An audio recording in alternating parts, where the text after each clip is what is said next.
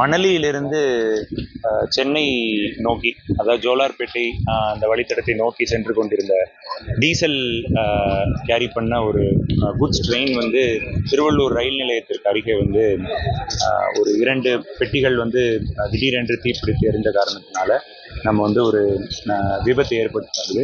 So இதில் இமீடியட்டாக வந்து நம்மளுடைய அனைத்து துறை, தமிழ்நாட்டில் இருக்கிற அனைத்து துறை, திருவள்ளூர் மாவட்டத்தில் இருக்கிற அனைத்து துறை சேர்ந்து மீட்பு பணிகளை துரிதப்படுத்தி இருக்கிறோம். நம்ம ஃபயர் என்ஜின் உடனே ஸ்பாட்டுக்கு வந்திருக்கிறாங்க. காவல்துறை மூலியமாக தேவையான பாதுகாப்பு ஏற்பாடுகள் மேற்கொண்டுட்டு இருக்கிறோம். அதே மாதிரி ரயில்வே துறை இருக்கிறாங்க, வருவாய், உள்ளாட்சித்துறை எல்லாரும் சேர்ந்து மீட்பு பணியில் ஈடுபட்டு இருக்கிறோம். அதில் முதற்கட்டமாக அங்கே இருக்கிற போகிஸ் எல்லாத்தையும் நம்ம டிட்டாச் பண்ணிட்டோம். ஸோ டிட்டாச் பண்ணி ஒரு 4 போகி மட்டும்தான் இப்போ நிற்குது.